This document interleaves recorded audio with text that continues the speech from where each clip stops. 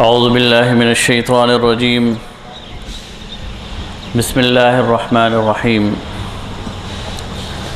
الحمد للہ رب العالمین والصلاة والسلام علی سید الانبیاء والمرسلین وعلی آلہ وصحبہ اجمعین۔ انتہائی محترم بزرگوں، بھائیوں، دوستوں اور خواتین، السلام علیکم۔ آج آپ کا جو سبق ہے حدیث کا وہ صفحہ نمبر 13 پر موجود ہے۔ عن انس بن مالک رضی اللہ تعالی عنہ یقول قال رسول اللہ صلی اللہ علیہ وسلم انصر اخاک ظالما او مظلوما۔ وعن انس رضی اللہ تعالی عنہ قال قال رسول اللہ صلی اللہ علیہ وسلم انصر اخاک ظالما او مظلوما قالوا یا رسول اللہ هذا ننصره مظلوما فكيف ننصر ظالما قال تأخذ فوق يديه۔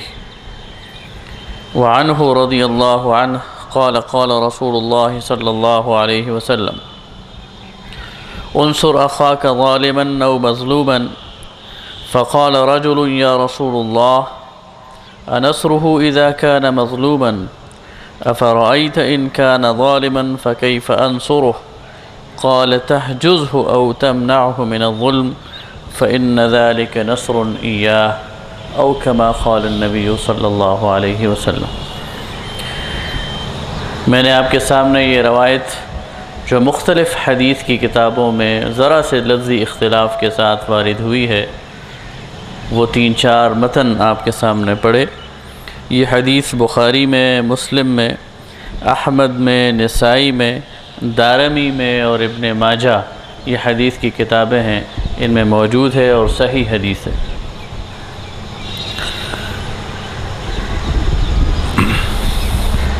اس حدیث کے مطابق حضرت انس رضی اللہ تعالی عنہ سے روایت ہے کہ رسول اللہ صلی اللہ علیہ وسلم نے فرمایا تم اپنے بھائی کی مدد کرو خواہ وہ ظالم ہو یا مظلوم۔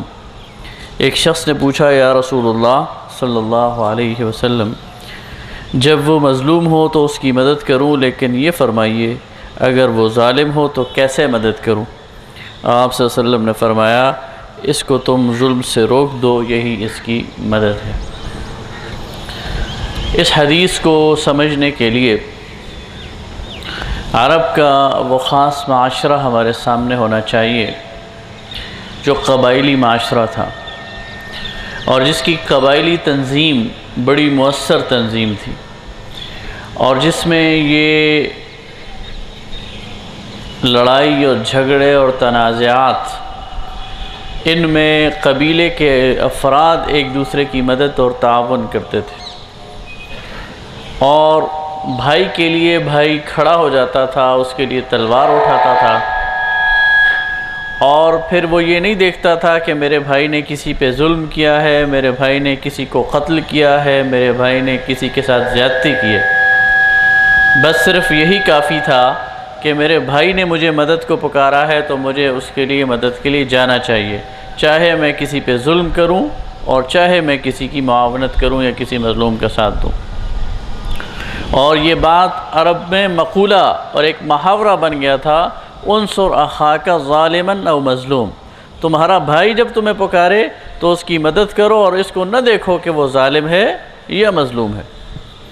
جس طرح کہ آج ہمارے معاشرے میں یہ عام ہے کہ دھڑا اور برادری اور قبیلہ اس کے لیے انسان کھڑا ہو جاتا ہے اور اس کے لیے جھوٹی گواہی دینے پہ بھی تیار ہو جاتا ہے، اس کے لیے مار دھاڑ پہ بھی تیار ہو جاتا ہے اور اس کے لیے وہ کسی بھی قسم کا کوئی بڑے سے بڑا قدم اٹھانے پر بھی تیار ہو جاتا ہے۔ بالکل اسی طرح اس معاشرے میں یہ روایت اور یہ ریت چلی ہوئی تھی۔ بالکل یہی الفاظ جب رسول اللہ صلی اللہ علیہ وسلم کی زبان مبارک سے صحابہ نے سنے کہ انصر اخاک ظالما او مظلوم، تو صحابہ کرام کو تعجب ہوا کہ اسلام کا ایک خاص پس منظر ہے اور اسلام تو عدل اور احسان کا مذہب ہے اور اس میں ہر حال میں جو ہے وہ عدل کی تاکید کی گئی ہے، تو مظلوم کی مدد تو ہم کر سکتے ہیں، ظالم کی مدد کیا ہے؟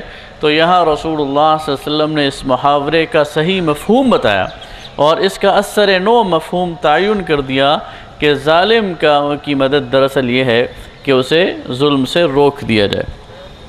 تو اس حدیث میں جو سب سے پہلی بات سمجھنے کی ہے وہ یہ ہے کہ مظلوم کی مدد کی جائے۔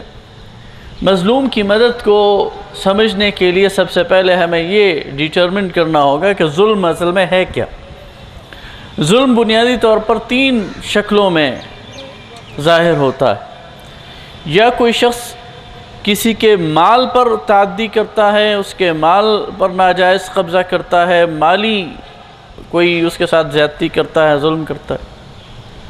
یا کوئی شخص کسی کی جان پر ظلم کرتا ہے، اسے زخمی کر دیتا ہے، اسے مار دیتا ہے۔ اور یا کوئی شخص کسی کی عزت اور آبرو پر تعدی کرتا ہے، اسے بے عزت کرنے کی کوشش کرتا ہے، اس پر بہتان لگاتا ہے، اس کی غیبت کرتا ہے، اس پر تہمت لگاتا ہے۔ ظلم کی کسی دوسرے کے لیے یہ 3 شکلیں۔ اگر آپ اسلامی شریعت کا جائزہ لیں تو اللہ تعالیٰ نے ان تینوں کے بارے میں واضح احکامات دیے ہیں، حلال اور حرام کے واضح احکامات دیے ہیں، جن سے کسی کے مال کو ناجائز طریقوں سے لینے کے تمام دروازے شریعت نے بند کر دیے، اور بڑی تاکید کے ساتھ یہ کہا ہے کہ حلال مال حاصل کرو اور ایک دوسرے کے ساتھ معاملہ کرو تو وہ حلال ہونا چاہیے، کوئی حرام راستہ اختیار نہ کرو۔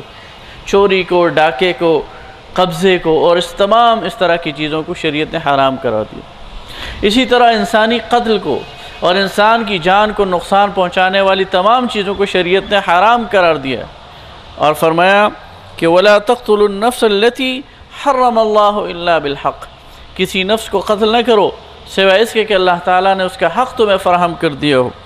وَمَنْ قُتِلَ مَظْلُومًا فَجَعَلْنَا لِوَلِيِّهِ سُلْطَانًا فَلَا يُصْرِفْهُ فِي الْقَتْلِ، اور جو شخص مظلوم قتل کیا گیا ہے اسے ہم نے اسلامی حکومت کے طور پر اور اسلامی حکومت کے ذریعے ایک اختیار دے دیا ہے، بس اسے چاہیے کہ وہ بھی قتل اور اپنا بدلہ لینے میں زیادتی نہ کرے۔ إِنَّهُ كَانَ مَنْصُورًا، اس لیے کہ اس کی مدد کی گئی۔ اس آیت کی روشنی سے جس نقطے پر میں آپ حضرات کو لانا چاہتا تھا، یہ سورہ بنی اسرائیل کی آیت ہے۔ اس کا مطلب یہ ہے کہ مظلوم کی اصل مدد یہ ہے، اگر کوئی شخص چاہتا ہے کہ وہ مظلوم کی مدد کرے اور مظلوم کو مالی تعدی سے بھی بچائے اور جانی تعدی سے بھی بچائے اور مظلوم کی عزت اور آبرو کو بھی بچائے، تو مظلوم کی اصل مدد یہ ہے کہ اسلامی شریعت کو نافذ کر دیا جائے۔ اسلامی شریعت اصل میں ظالم کو روکنے والی اور مظلوم کو اس کا حق دلانے والی۔ انہو کان منصورا، اس کی مدد کی گئی ہے۔ مظلوم کی مدد اصل میں شریعت کرتی ہے۔ اللہ کا قانون ہی وہ واحد ضمانت ہے کہ اگر وہ نافذ ہو تو اس کے نتیجے میں کوئی کسی پر ظلم اول تو کرے گا ہی نہیں، اور اگر کوئی ظلم کرے گا تو اس کو اس کا انجام تک پہنچانا بڑا آسان ہے۔ اس لیے کہ اذن بالاذن، کوئی کسی کا کان کاٹے گا تو اس کا کان کاٹا جائے گا۔ انف بالانف، کوئی کسی کا ناک کاٹے گا تو ناک کاٹا جائے گا۔ سن بالسن، کوئی کسی کے دانت کو تکلیف پہنچائے گا تو اس کے دانت کو تکلیف پہنچائی جائے گی۔ والجروح قصاص، اور کوئی بھی جو اس کا اعضاء ہیں اس کو کوئی نقصان پہنچائے گا تو اس کا نقصان اسے، کوئی کسی کو مالی تکلیف پہنچائے گا اس کی بھی شریعت نے، اور کوئی کسی پہ بہتان لگائے گا، کوئی کسی پر تہمت لگائے گا تو قذف کا پورا قانون موجود ہے۔ لہٰذا مظلوم کی اصل مدد یہ ہے کہ اس کو شریعت اس علاقے میں، اس ملک میں نافذ کر دی جائے، اس شریعت کے نفاذ سے یہ ظلم کا جو دروازہ ہے یہ بند ہو جائے گا۔ اور اس حدیث میں جو دوسری بات کی گئی وہ ہے کہ ظالم کو کیسے اس سے روکا جائے۔ میرے پاس 15 منٹ ہیں تو 2-3 منٹ ہے میرے پاس۔ ظالم کی مدد کیسے کی جائے؟ یہ ظالم کی مدد یہ ہے کہ نصیحت کے ذریعے، فہمائش کے ذریعے اسے ظلم سے روکا جائے، اور اسے اگر بزور بازو بھی ظلم سے روکنا پڑے تو ظلم سے روکا جائے۔ قانون کے طور پر بھی اسے ظلم سے روکنا پڑے تو جو اسلامی شریعت کا قانون ہے وہ نافذ کر کے بھی لوگوں کے ہاتھ روکے جائیں۔ اور یہاں پر جو ظلم کی بات کی گئی ہے اس کا ایک اور اشارہ یہ بھی ہے کہ انسان بعض اوقات خود اپنی جان پر ظلم کرتا ہے، انسان خود اپنے نفس پر ظالم بن جاتا ہے، اس سے بھی روکا گیا ہے۔ مثلا گناہ کرنا یہ ظلم ہے، شرک کو قرآن پاک نے ظلم عظیم قرار دیا ہے۔ جب انسان شرک کرتا ہے تو کسی اور پر ظلم نہیں کرتا، اپنے نفس پر ظلم کر رہا ہوتا ہے، لہذا اس سے بھی روکا گیا ہے۔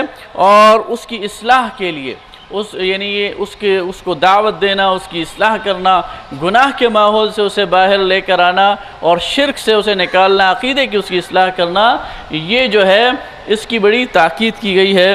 ایک دفعہ میں اس کا اعادہ کر کے اپنی بات کو ختم کروں گا کہ حضرت انس رضی اللہ تعالیٰ عنہ سے روایت ہے کہ آپ صلی اللہ علیہ وسلم نے فرمایا، تم اپنے بھائی کی مدد کرو خواہ وہ ظالم ہو یا مظلوم۔ ایک شخص نے پوچھا، یا رسول اللہ صلی اللہ علیہ وسلم، جب وہ مظلوم ہو تو اس کی مدد تو کی جا سکتی ہے، لیکن یہ فرمائیے اگر وہ ظالم ہو تو کیسے مدد کی جائے؟ آپ صلی اللہ علیہ وسلم نے فرمایا، تم اس کو ظلم سے روک دو، یہ اس کی مدد ہے۔ وآخر دعوانا ان الحمد للہ رب العالمین۔